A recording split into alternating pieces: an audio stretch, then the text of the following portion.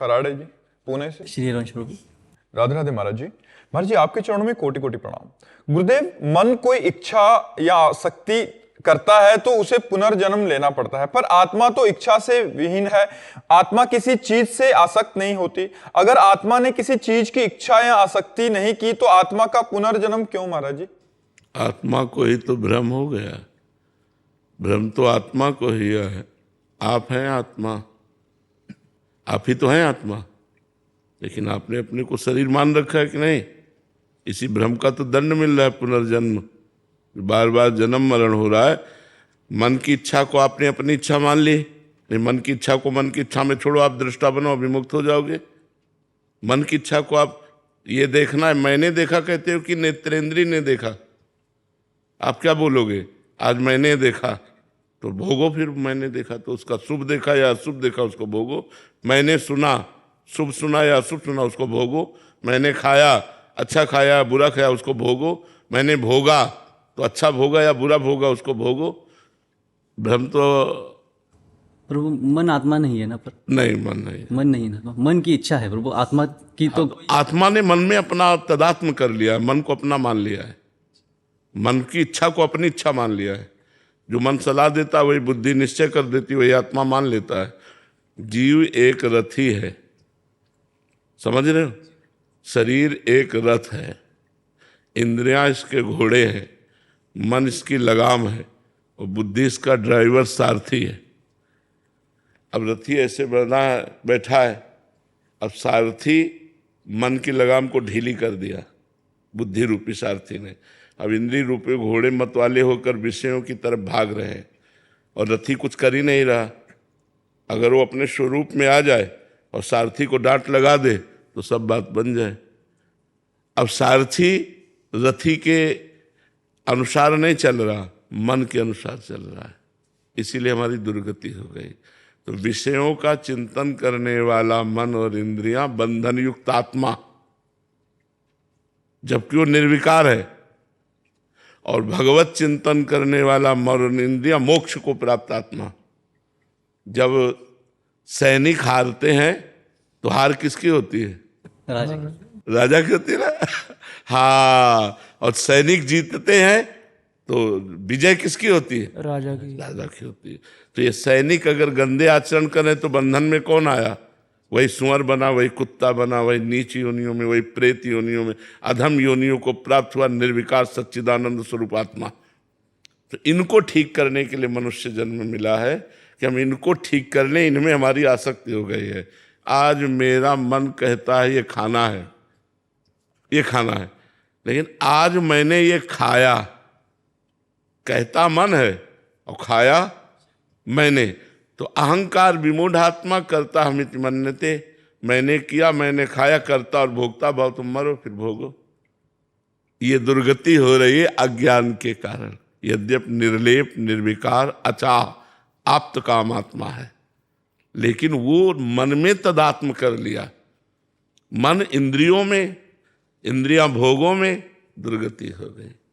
इसीलिए तो शास्त्र स्वाध्याय सत्संग के द्वारा हम ज्ञान अर्जन करते हैं और गलत आचरणों से अपने मन इंद्रियों को बचाते हैं और भगवान के चिंतन में लगाते हैं। हम मुक्त होते चले जाते हैं। जिन जिन विषयों का त्याग होता गया उससे मुक्त हो गए। सर्व विषय त्यागी मोक्ष को प्राप्त हो गया। क्योंकि आत्मा मोक्ष स्वरूप ही है, उसे कभी बंधन प्राप्त हुआ ही नहीं, पर उसने भ्रम से अपने को बंधन में मान लिया। अब ये भ्रम जब तक, जैसे शरीर तुम नहीं हो, शरीर एक ढांचा है पांच भौतिक, लेकिन पूरा तदात्म है कि नहीं? मैं शरीर हूं। अब इस शरीर के द्वारा जो भी कर्म बनेंगे वो आत्मा को बंधन में डाल देंगे। यही आत्मा नाली का कीड़ा बन जाता है जाकर, यही देवता बन जाता है, यही भगवत स्वरूप हो जाता है। जैसे कर्म होते हैं वैसे भोगना पड़ा। और अगर इसके कर्ता और भोक्ता भाव खत्म हो जाए तो मोक्ष को प्राप्त हो जाएगा। इसीलिए साधना की जाती है। समझ में आया आपको बात? शेखर जी, सहारनपुर से। राधे राधे महाराज जी। गुरुदेव, भगवान श्री जी ने हमें जितनी संपत्ति, यश, मान, सम्मान दिया है, हमें उसमें सबर संतुष्टि क्यों नहीं हो पा रही? और ज्यादा इससे कभी नहीं होगी, एकत्रित करने की इससे कभी नहीं होगी, कभी नहीं होगी। क्योंकि इसका नाम माया है। माया जो कभी तृप्त ना हो, चाहे जितना भोग लो। जैसे एक पुरुष पूरे विश्व की समस्त स्त्रियों से समस्त जौ धान्य और समस्त बैंक बैलेंस का स्वामी हो जाए तो भी उसे तृप्ति नहीं होगी।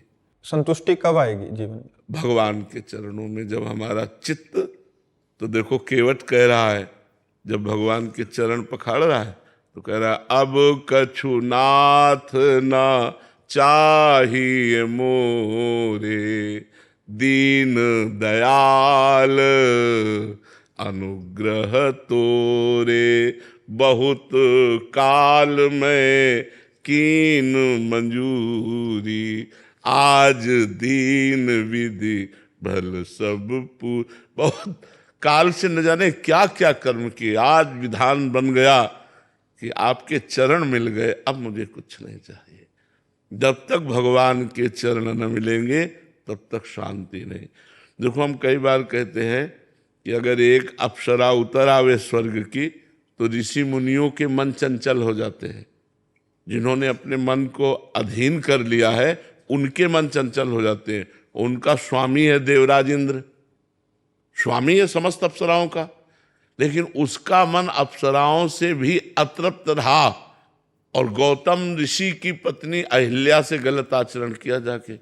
इससे क्या समझ में आता है कि कभी भूख की पूर्ति भोगों की हो ही नहीं सकती, चाहे जहां चाहे जो। अगर तृप्ति हुई है तो भगवान के चरणों का आश्रय लेने से हुई।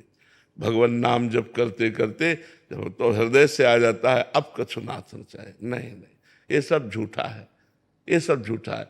देखो आप लोग तो गृहस्थ में हर भोग भोगे हुए हैं, क्या आपका मन उन भोगों के लिए लालायित नहीं है?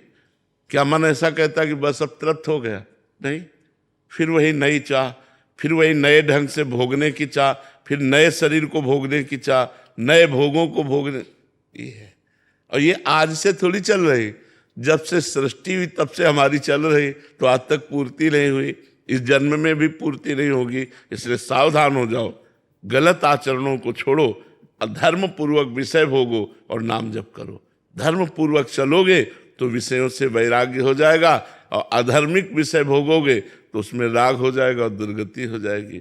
जैसे आप एक नियम ले लो कि हम अपने धर्म की कमाई से ही उदर पोषण करेंगे, अपनी पत्नी से ही केवल अनुराग रखेंगे, कभी कोई पाप नहीं करेंगे, तो आपका मन भगवान की तरफ चलने लगेगा, भोगों से हटने लगेगा। और जब आप इधर उधर दृष्टि डाल के गलत आचरण, तो मन आपको फंसा देगा। अधर्माचरण पापाचरण ये मन को फंसाने के लिए है। मन फंसा जहां भोगों में तो दुर्गति हमारी पक्की, और मन भगवान में फंसा सदगति हमारी पक्की। मनुष्य जन्म मिला है मन को भगवान में फंसाने के लिए। भोगों में तो बहुत योनियां हो गई, बहुत जन्म हो गए, तो तृप्ति कभी हो ही नहीं सकती, चाहे जितना हो। तृप्ति तो तभी हो सकती जब भगवान के चरण मिले, भगवान का नाम जप करो। तो जैसे केवट नहीं, अति आनंद उमगी अनुरागा, आनंद ही नहीं अति आनंद, आंसू बह रहे, बस कर तृप्त हो गया, अब कुछ नहीं चाहिए, तृप्त हो गया। ये भगवान से मिलने पर होगा, नहीं संसार के मिलने से नहीं हो सकता। नहीं किसी से भी पूछ लो, कभी तृप्ति नहीं है, कभी तृप्ति नहीं, कि बस ऐसा कभी नहीं हो सकता। आपकी मांग 1 लाख रुपया है तो उनकी 1 अरब रुपए की मांग है, उनकी 1 खरब रुपए की मांग है, वो बड़े भिखारी हैं। तो ये चाह कभी पूर्ति हो ही नहीं सकती, ये भगवान से जुड़कर ही पूर्ण हो सकती है। समझ पा रहे हैं आप?